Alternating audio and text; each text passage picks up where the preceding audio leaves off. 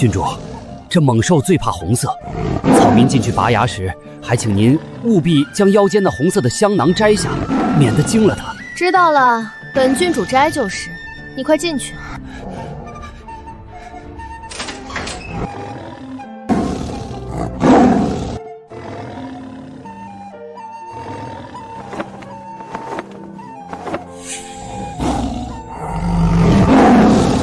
郡主，不可！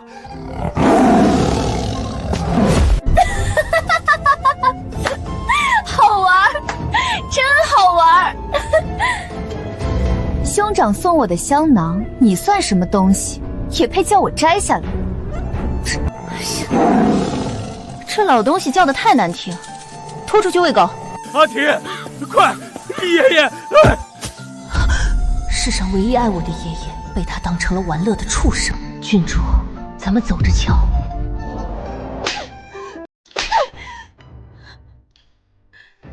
连只鸟都伺候不好，王府养着你们这群吃干饭的废物做什么？郡主饶命！不是奴婢们不上心，实在是这鸟儿性情刚烈，江南的贡米青虫都试了，她连嘴都不张。贱婢，还敢顶嘴！这群没眼力见儿的人呢？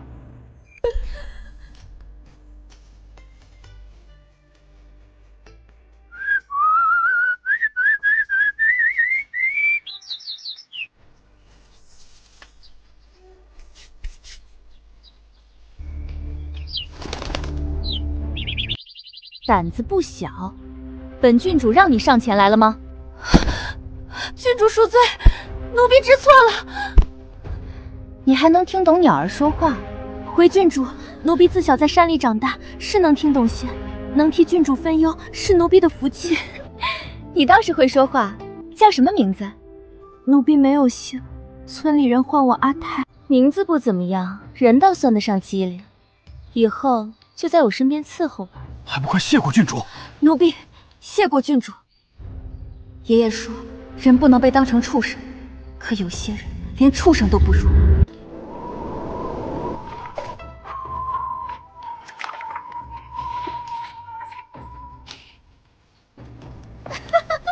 神仙怎么在这儿洗衣服呀？乡下来的贱种，还以为为了只鸟就能一步登天呢。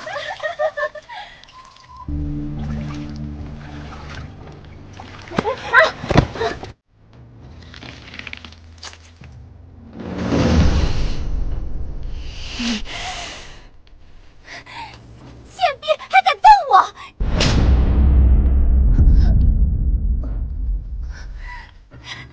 该打！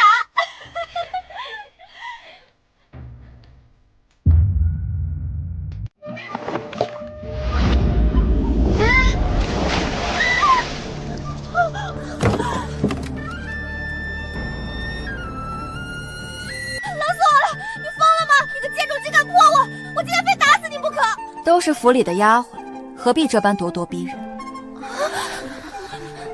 贱婢，你以为能伺候郡主就是攀上高枝了？给我等着！下次郡主气不顺的时候，第一个收拾的就是你。那我就看看，到底是谁收拾谁。说了多少次，我不嫁人，我要一生一世守着阿兄。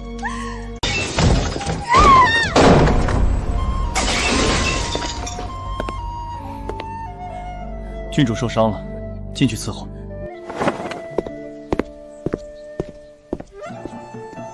哼，愣着做什么？还不快滚进去伺候！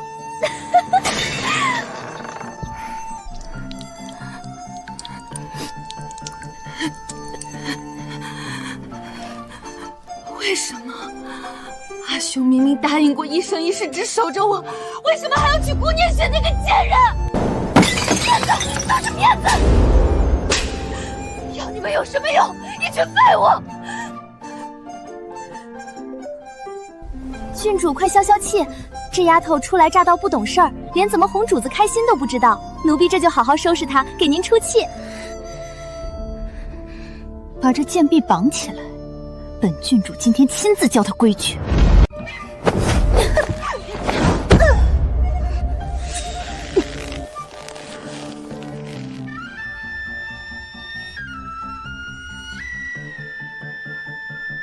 落到郡主手里有你好受的。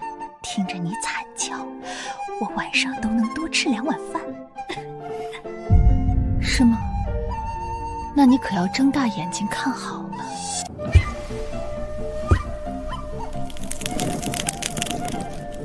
我倒要看看你的骨头有多硬。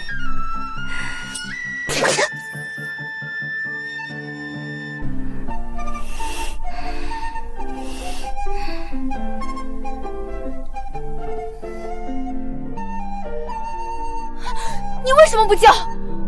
启禀郡主，奴婢天生没有痛觉，想不被折磨致死，只有一个办法，让施虐者失去折磨的乐趣。郡主若是不开心，可以多扎几下出出气，奴婢不碍事。没意思，木头桩子一样。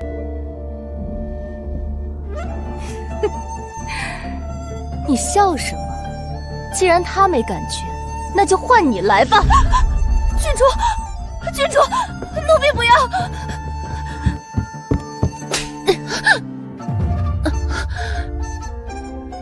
郡主的话你听不见吗？能伺候郡主是你的福分。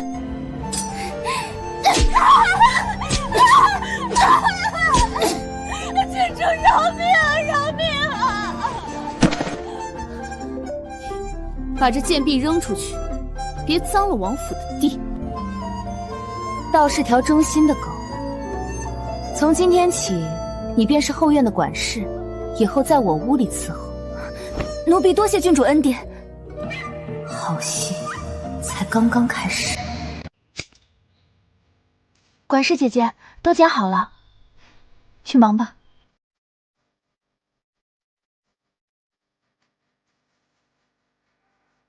佳宁不在。回王爷，郡主午歇还未起。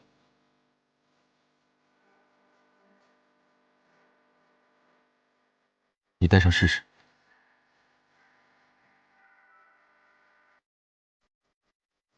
倒是不错，佳宁戴上应该也好看。王爷赏赐，郡主定会欢喜。你叫什么？奴婢阿泰。苔花如米小，也学牡丹开，倒是个好名字。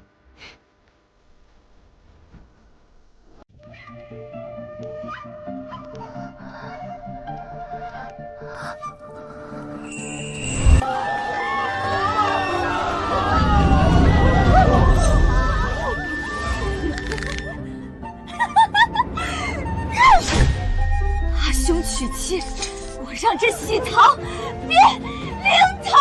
胡闹！放下！阿兄，我只在乎你，你不要我，我活着还有什么意义？佳宁！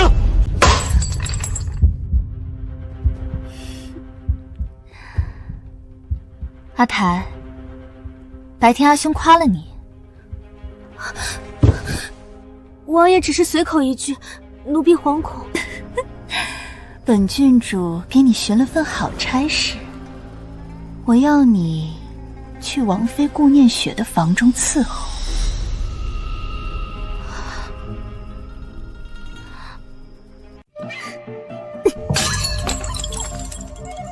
你该庆幸自己运气好，本郡主今天心情还算不错，给你留了条活路。敢趁我不在勾引阿兄，你好大的胆子！本郡主给你2条路，要么去顾念雪那个贱人身边帮我除掉他，要么我现在就杀了你。奴婢遵命，奴婢愿为郡主赴汤蹈火。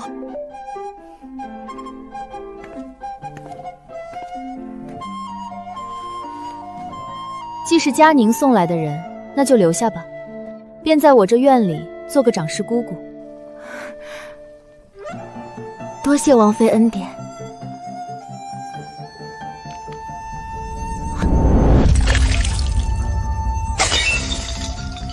大胆贱婢，竟敢对王妃不敬！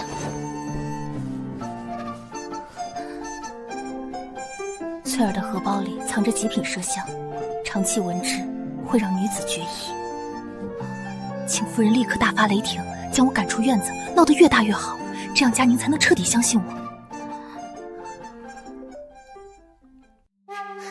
瞎了你的狗眼，连端茶倒水这等小事都做不好，留你何用？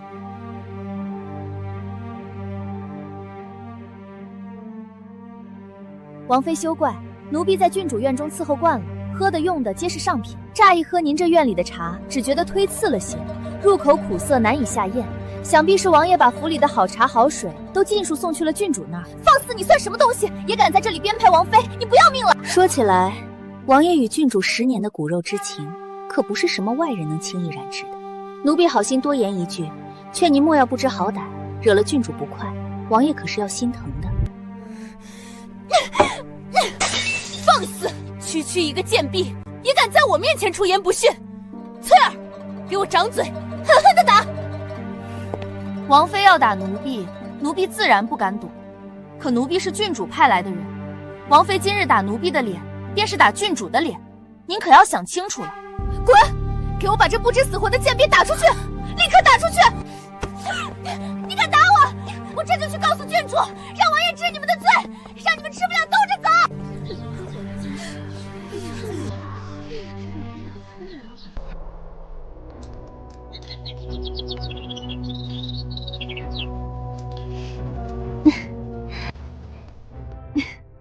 你这奴才倒是忠心耿耿，不仅没死，还把顾念雪气得半死，真给我长脸。拿去吧，这是赏你的，以后给本郡主好好盯着那贱人，有什么风吹草动立刻来报。奴婢多谢郡主赏赐，奴婢这条贱命是郡主的，能替郡主分忧是奴婢莫大的本分，哪怕粉身碎骨，奴婢也万死不辞。你是个有眼力劲儿的聪明人，来人！再去库房挑几匹上好的江南云锦料子，一并赏给阿泰。爷爷生前教过我的祖传驯兽之法，我一刻都未曾忘记。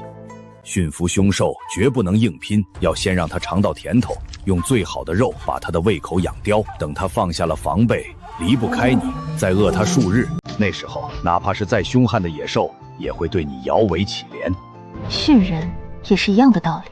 佳宁，这半个月来，我给你的甜头已经够多了，接下来该让你尝尝极度饥饿的滋味。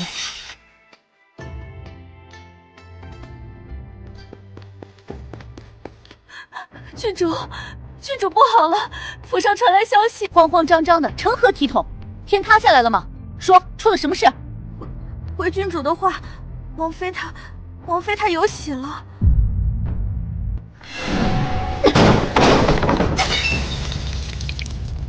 你说什么？这怎么可能？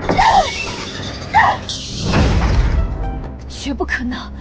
翠儿身上明明带有那东西。翠儿身上有高浓度的麝香，王妃日日闻着，绝不可能怀孕。郡主息怒，奴婢不敢撒谎，整个王府都传遍了，而且什么？快说！死了？怎么死的？他被人发现溺死在后花园的瀑井里，捞上来的时候，在水里泡了足足半个月，身子都肿胀的面目全非了。若不是凭着衣服上的花纹，根本认不出那是翠儿。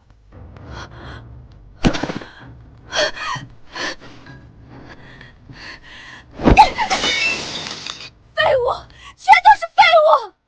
本郡主给了他那么多金银珠宝，许了他那么多好处，他却连这点小事都办不好，反倒把自己的命搭进去了。看来王妃动手了，这反击来得既狠又绝，正合我意。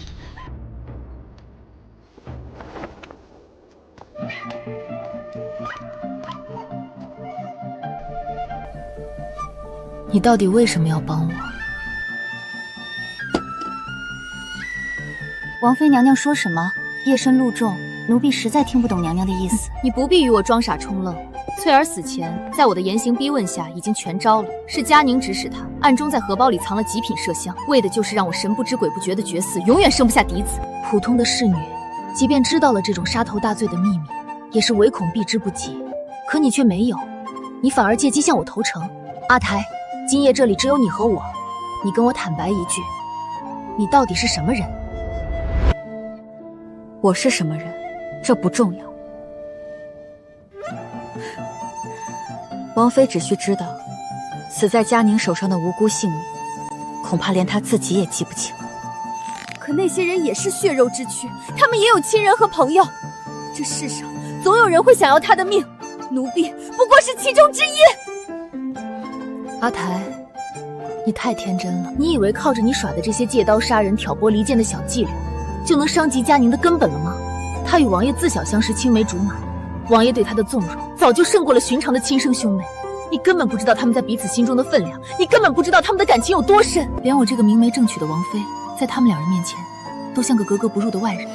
凭你一个无权无势的奴婢，想要扳倒佳宁，根本就是难如登天。王妃娘娘说的不错，我的力量的确微弱，如同匹夫撼树，所以我才需要娘娘您的帮助。佳宁不会知道，从入府开始，王妃便是我计划中的盟友，敌人的敌人就是朋友，帮他，便是在帮我自己。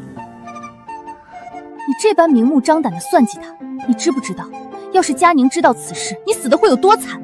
他会将你剥皮抽筋，挫骨扬灰。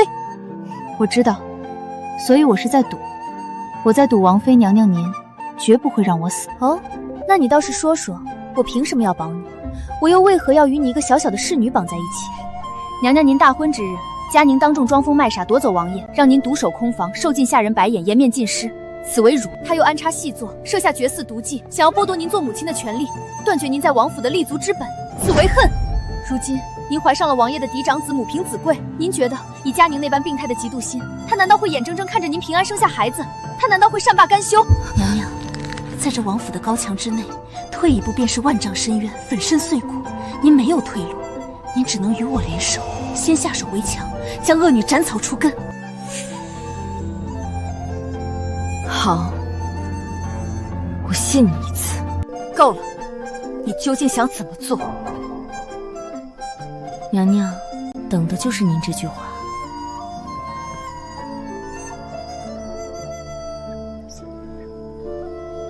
你疯了吗？欺负宴上权贵云集，王爷最重脸面，一旦被发现是你我做的局，你死定了，连我也保不住你。要么他把我逼入绝境，要么主动出击，不是他死就是我死。我是一无所有的赌徒，但这位身居高位、刚怀身孕的王妃比我更怕死。好，本宫就陪你赌这一局。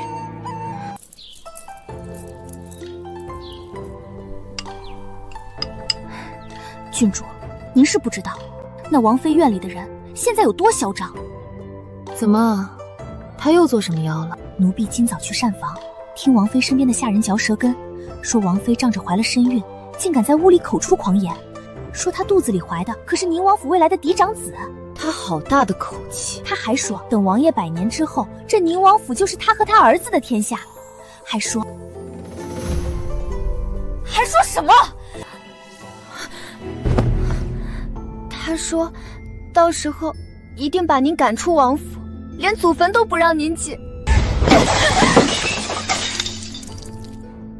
他敢！有本郡主在，还能让他翻了天？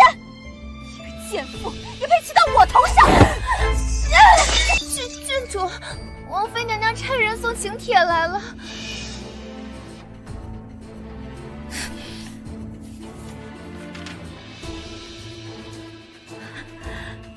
好啊，齐福燕，他这是向我下战书来了。这贱人分明是在跟我炫耀，他以为怀了个孽种就能母凭子贵，本郡主才不去看他的脸色。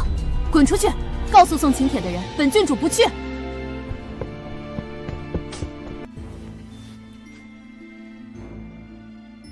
郡主，奴婢以为您不仅要去，还要风风光光的去。你说什么屁话？你想让我去给那个贱人捧场，去看他的脸色？郡主息怒，您想想，请帖上写明了王爷也会到场，您是那未出生孩子的姑母，若是不去，在外人眼里与理不合。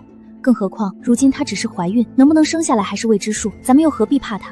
您若是不去，他们倒以为您怕了那贱人，岂不是遂了她的愿？你说的倒也有些道理。您去了，既能彰显当家郡主的气度，还能趁机在宴席上艳压群芳，抓住王爷的心，让所有人都看看谁才是王爷尖头上的人，何乐而不为呢？你说的对，凭我的姿色，只要稍加打扮，那贱人连我的一根头发丝都比不上。本郡主就去会会他。郡主英明，奴婢这就去为您准备最华贵的礼服。佳宁，你不是最爱玩吗？今晚我就让你在所有人面前玩个够。我倒要看看那个贱人拿什么跟我比。郡主天姿国色，这红衣穿在您身上简直如神女下凡。王妃就是再怎么打扮，也连您一根头发丝都比不上。就你长了张巧嘴，把我的胭脂拿来，还要再红些才好。是，奴婢这就去拿。这胭脂里我早已混入了微量的阴阳结，药性猛烈，无色无味，沾染后便会心神迷乱，失去实质。宴席烈酒正好催动药性，足以使人神志失控。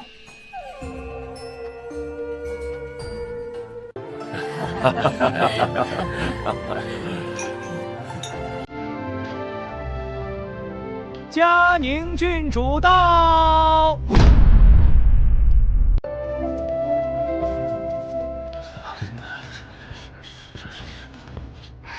阿兄，佳宁这身衣裳可是特意为你准备的，好看吗？好看，快入座吧。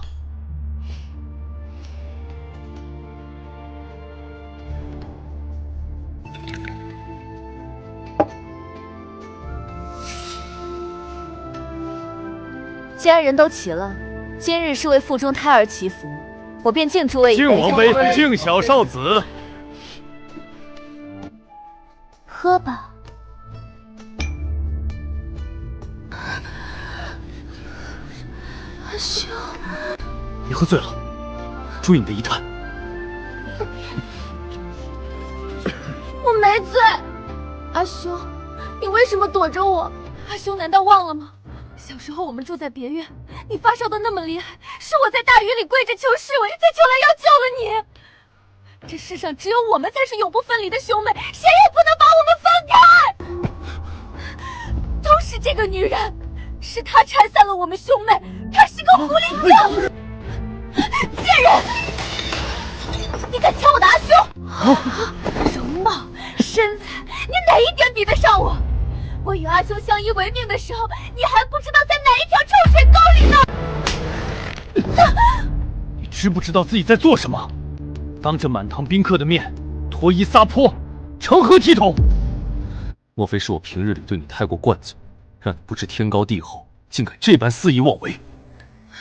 阿兄，我只是对阿兄太在乎了，我不能没有你啊！够了！若你真的在乎，就给我收敛一些。阿兄，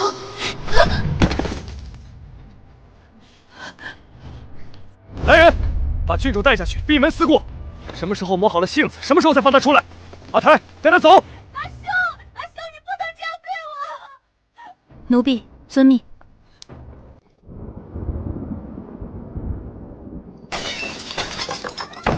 郡主这火气，恐怕还得砸上几天。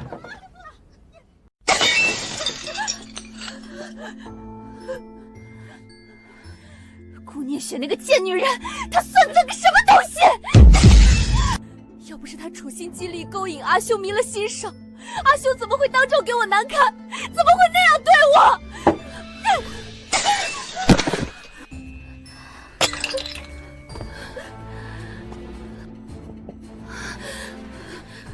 郡主，奴婢还有一计。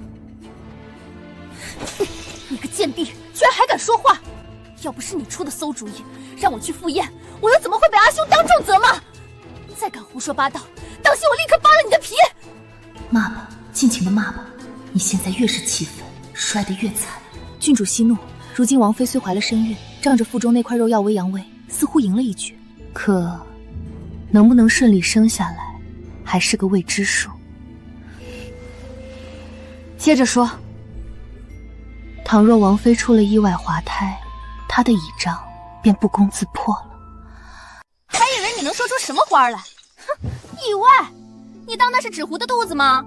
他现在身边围得跟铁桶一样，吃穿用度全有专人试毒。阿兄更是把他当成眼珠子一样护着，连只苍蝇都飞不进去，哪来的意外？郡主说的极是，若是在王妃的饮食里做手脚，自然一查便知。可若是不通人性的畜生，受惊冲撞了王妃呢？触满发筐，谁能预料？任凭谁来查，也只能叹一句造化弄人，绝怪不到郡主头上。只要那个野种没了，顾念雪就还是那个空有其名的王妃，而我依然是阿兄心尖上独一无二的妹妹。好一个造化弄人！阿台，你果然是个机灵的。只要能让那个贱人肚子里的野种消失，本郡主一定重重赏你。奴婢另当万死不辞。赏赐，等你身败名裂、失去所有倚仗的那一天，便是我想要的最大赏赐。夫人，前些日子的事，让你受委屈了。王爷言重了，妾身不敢。佳宁虽然性情顽劣，但她毕竟是我义妹，自小没了双亲，跟着我长大，我总是不忍心。还望夫人看在我的面子上，能够原谅她这一次。原谅？有你这般毫无底线灌纵他的兄长，怪不得佳宁如此漠视人命，胡作非为。今日，我便让你亲眼看看，你护着的究竟是个什么东西。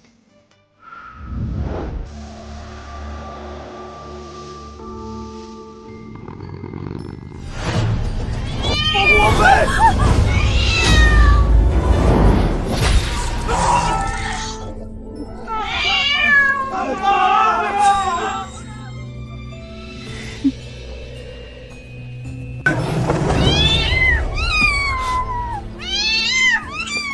夫君，你受伤了，你没事吧？我没事。念雪，有没有伤到你和胎儿？差一点，要是这畜生扑到肚子上，我们的孩子……这个铃铛，整个宁王府只有佳宁的猫才有资格带这种东西。夫君莫要生气，想必一定是这猫儿最近到了发情的季节，心里烦躁，这才出了意外。佳宁妹妹肯定不是故意的。夫人不必替她开脱，她是什么性子我最清楚。把这畜生带上，跟我去沉香院。阿台，你看这只新打的红宝石步摇，本郡主戴着可爱好看。郡主天姿国色，这等俗物能戴在郡主头上，是她的福气。就你这嘴最甜，哥哥最近都被那个顾念雪迷了心窍，等他来了，我定要让他看看，谁才是府里最尊贵的人。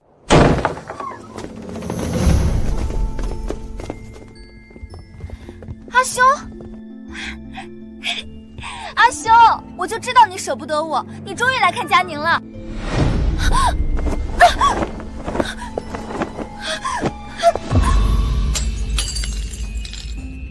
阿兄，你这是做什么？看看你都干了什么好事！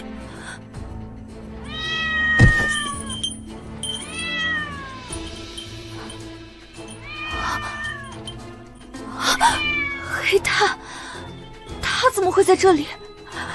阿兄，这是怎么回事？你平时在府里百般胡闹，刁难下人，我都念在兄妹情分上，对你睁一只眼闭一只眼。可念雪好不容易有了孩子，那是我的亲生骨肉，是你的亲侄儿，你竟然纵容这畜生去扑他，想要置他们母子于死地！不是我，阿兄，阿兄，真的不是我干的，我一直在屋里试手势，我连院子都没出去过。事到如今，你还敢狡辩？我亲眼所见，这黑猫就是你院中的，它脖子上的铃铛，整个王府独一份，我都认得。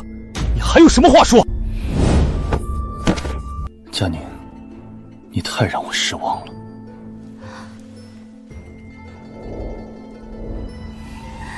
不是我，是他，是这个贱婢！他从前跟着他那个驯兽师爷爷，懂得御兽之法，一定是他背着我做的。阿兄，你相信我，一定是这个贱婢暗中指使只猫去害嫂嫂，他想嫁祸给我。为了脱罪，连这种荒谬的借口都能编得出来。佳宁，你到底要任性到什么时候？这些年，你在这王府里惹出了多少祸事？每一次，你都要找个下人出来替你顶缸。去年你打碎了御赐的血玉如意，你说是丫鬟手滑；上个月毒死了别人的鹦鹉，你又说是侍卫投喂不当。那些我都没深究，可如今，你竟敢拿念雪和孩子的命来胡闹，究竟什么时候你才能改改你这歹毒的性子？佳宁先前干的那些脏事，早就把裴伦对他的信任透支得一干二净。我正是要让他体会这种百口莫辩的滋味。既然你将裴伦看作最重要的倚仗，那我便一点点剥去他对你所有的偏袒。我要让猜忌和厌恶在他的心里生根发芽，最终让你在众叛亲离中彻底绝望。王爷明察，王爷明察！贱婢，你还想狡辩？快向阿兄承认，是你用了妖术策动黑炭！王爷明察，此事与郡主毫无关系。这一切全是奴婢一人所为，是奴婢心生歹念，是奴婢一时糊涂，惊扰了王妃，奴婢罪该万死，任凭王爷处置，绝无怨言。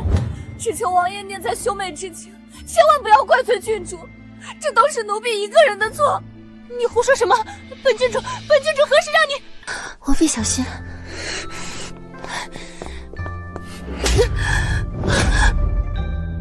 好大的胆子！一个低贱的奴婢也敢谋害皇室血脉！奴婢知罪。夫君，这贱婢绝不可能有如此胆量。她区区一个下人图什么？这背后定是受人指使。请夫君恩准，由妾身亲自审问这贱婢。妾身定要让她把幕后主使吐得干干净净。既然夫人开口，便将她交给你处置，死活不论。来人！即日起，封死沉香院的院门，没有我的允许，哪怕是天塌下来，也不许放他出来半步。阿兄，你不能这么对我，阿兄！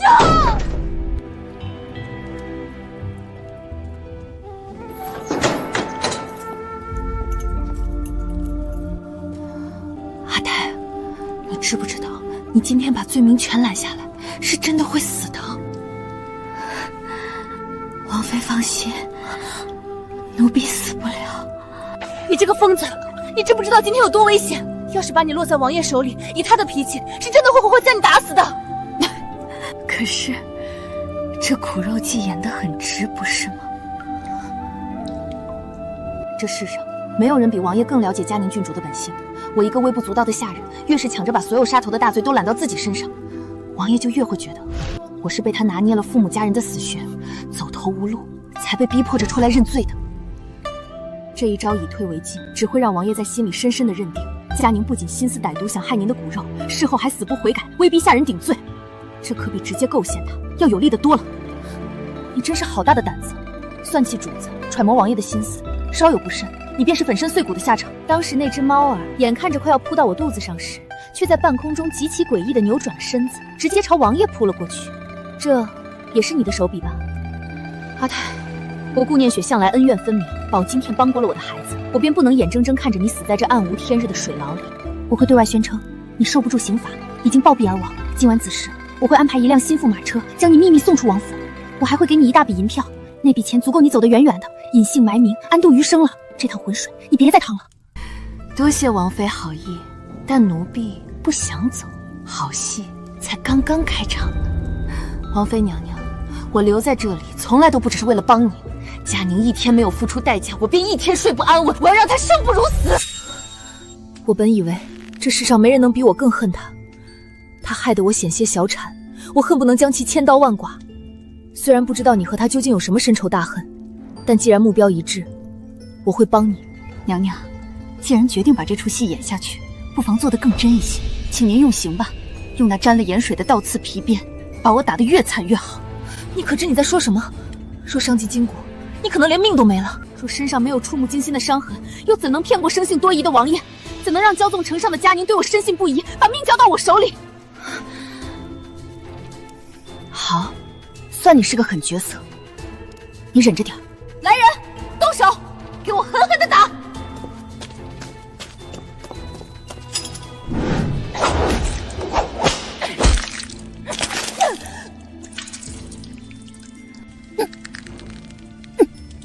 爷爷，这点皮肉之痛算什么？为了送他下地狱，我甘愿粉身碎骨。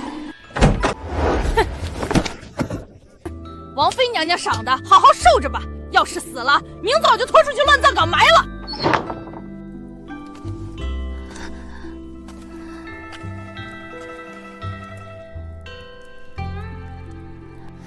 贱婢，告诉我，你没把本郡主供出来吧？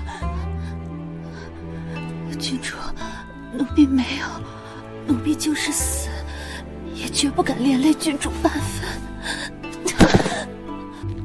间我替郡主顶罪，在水牢里动用私刑，将我打得遍体鳞伤。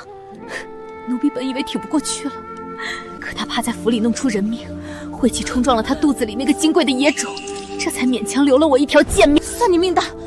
这毒妇下手竟如此狠毒，打狗还得看主人。顾念雪这个贱人，不仅仗着肚子骑到本郡主头上，现在还敢折辱我的人。本郡主绝不会放过他，我要立刻去告诉阿兄，让阿兄看清他的真面目，把他休了。郡主息怒，想对付那毒妇，关键并不在他身上。您是王爷唯一的嫡亲妹妹，只要您能牢牢攥住王爷的心，让他把所有的偏爱都给您，这偌大的王府里，还有谁敢给您半分脸色看？顾念雪又算个什么东西？你以为我不想吗？可阿兄现在被那个狐狸精迷了心智，甚至连我的面都不见，我连这沉香院的大门都出不去，怎么攥住他的心？出不去，那就让王爷自己走进来。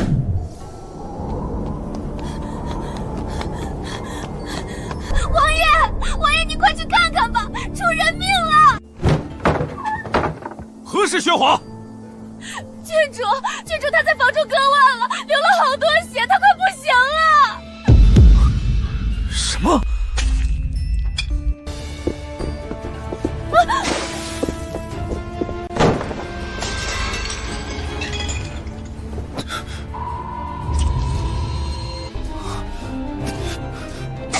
佳宁，你疯了吗？你在干什么？阿兄，若是阿兄再晚来半刻，佳宁便再也见不到你了。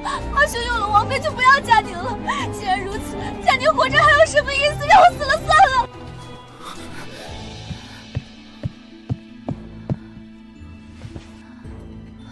别说傻话，阿兄怎么会不要你？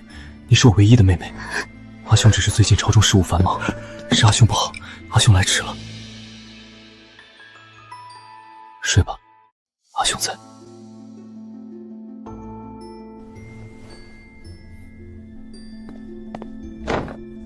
你是怎么伺候的？本王留你在他身边，就是让你睁着眼睛看他去死的吗？他若是有个三长两短，本王要你们整个沉香院的下人全部陪葬。王爷息怒，王爷明鉴啊！你也知道郡主那刚烈的脾气，这半个月来，我们这些做下人的日夜寸步不离的守着。可是郡主心里的结打不开，她认定了王爷不要她了。她若是一心求死，我们哪里敢硬劝啊？他到底还想闹到什么时候？既然他控制不住自己的情绪，那就让他彻底安静点。去府医那里拿些镇定安神的药，从今天起，你亲自负责，每天按时给他灌下去。只要能让他别再惹是生非，别再给本王添乱，怎么安分就怎么来。听明白了吗？奴婢遵命，定不让王爷操心。阿提，你这法子果然不错。自那日之后，阿兄来看我的次数果然变多了。他每次来都对我温声细语，就像小时候一样。而且不知道为什么，我最近这觉也睡得比以前安稳了许多。那是自然，王爷心里最在乎的，到底还是郡主您。这世间再好的东西，都不及王爷对您的这一份独宠。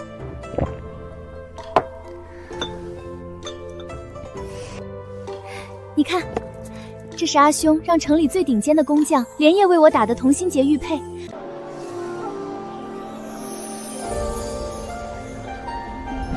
嫂嫂，你看，这玉佩的水头多好啊！确实不错，晶莹剔透，是块好玉。那是自然，这可是阿兄特意寻了城里最顶尖的匠人，为了我，整整费了半个月的心血才雕出来的。阿兄可是亲口对我承诺过，这同心结玉佩，世上绝没有第二谱。佳宁啊，佳宁，到底是从小一起长大的情分，无论阿兄身边有了谁，我在阿兄心里终究是独一无二的。嫂子，你说是不是这个理？做妹妹的能在哥哥心里占个分量，自然是好事。这玉佩确实精巧，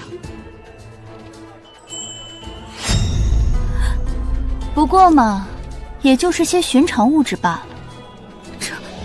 这怎么可能？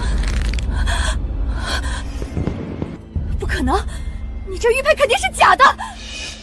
郡主，大庭广众还请自重。阿兄对我说过，我才是独一无二的。你这个贱人凭什么有？你肚子里的孽种也想跟我争宠？去死吧！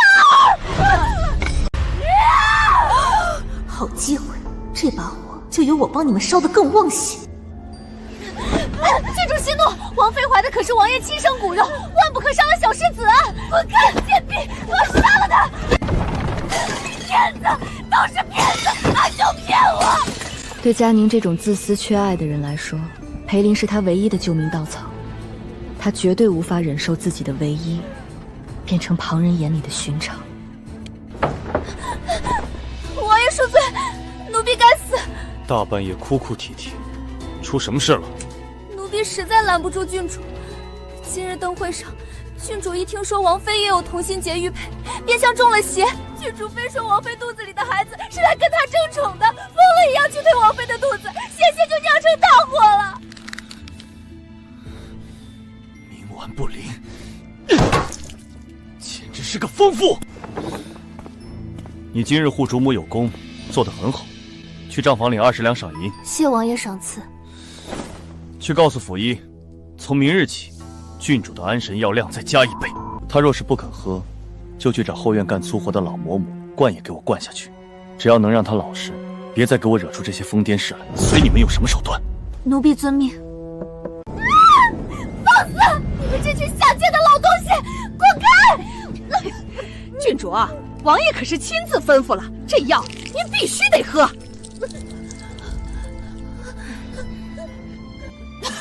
下贱胚子，我要把你们全杀了！郡主受苦了，王妃真是好狠的心啊！几句口角，她便这样挑拨，引得王爷如此这般对待您。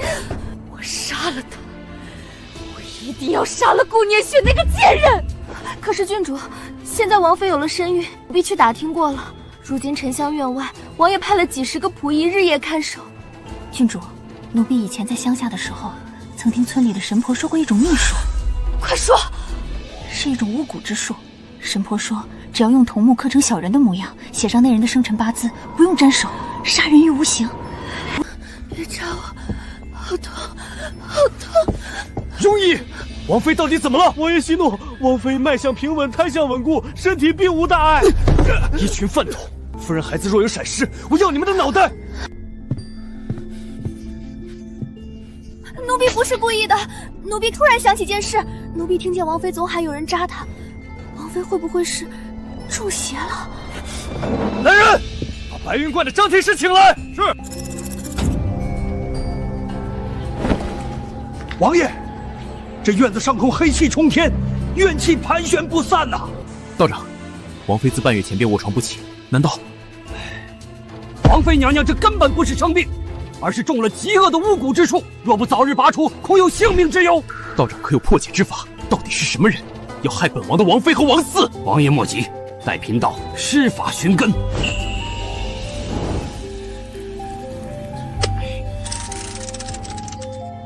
那个方位。郡主，听说主院那位这2天连水都喝不下了。哼，顾念雪那个贱人，仗着肚子里有块肉就敢跟我抢阿兄的宠爱，他死了才好。这王府里，阿兄只能最疼我一个人。啊！哪个不长眼的东西敢踹本郡主的门？王爷，晦气的源头就在这院中。阿兄，你带这么多人来我院里是要做什么？阿兄，这是做什么？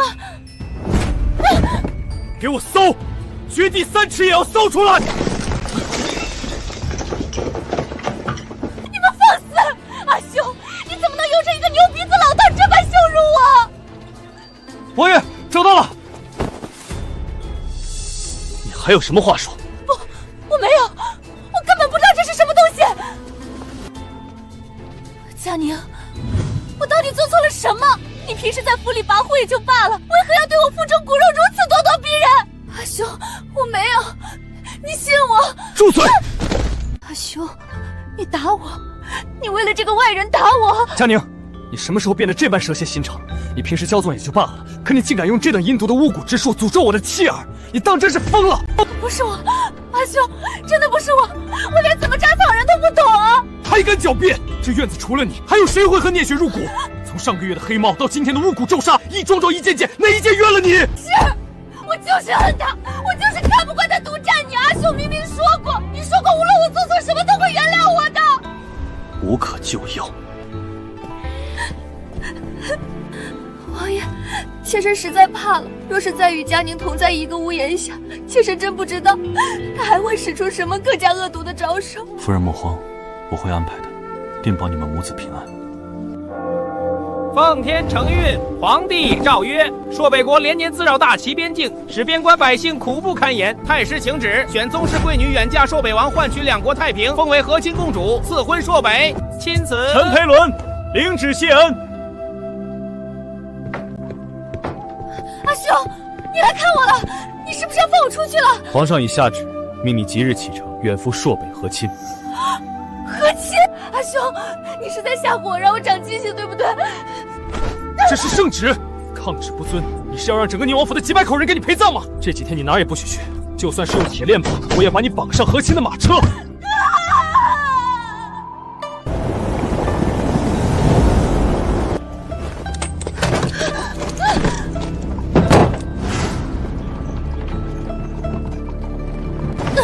水，给我水！狗奴才，你们都聋了吗？狗奴才，聋了！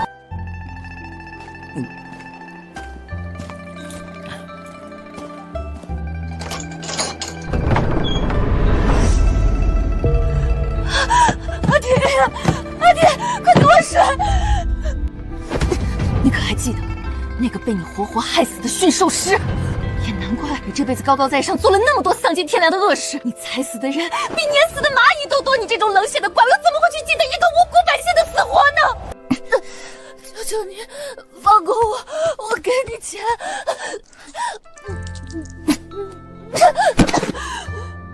现在开始，我才是嘉宁郡主。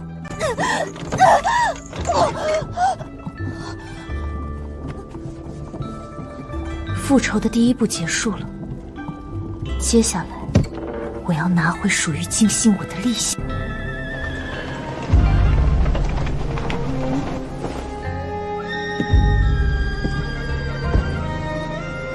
大齐和亲郡主嘉宁，见过朔北王。好，大齐的皇帝果然讲信用，送来的王妃如此绝色，深得孤心。自那以后，世间再也没有了任人欺凌的侍女阿泰。朔本国的王庭里，只有尊贵的嘉宁王后。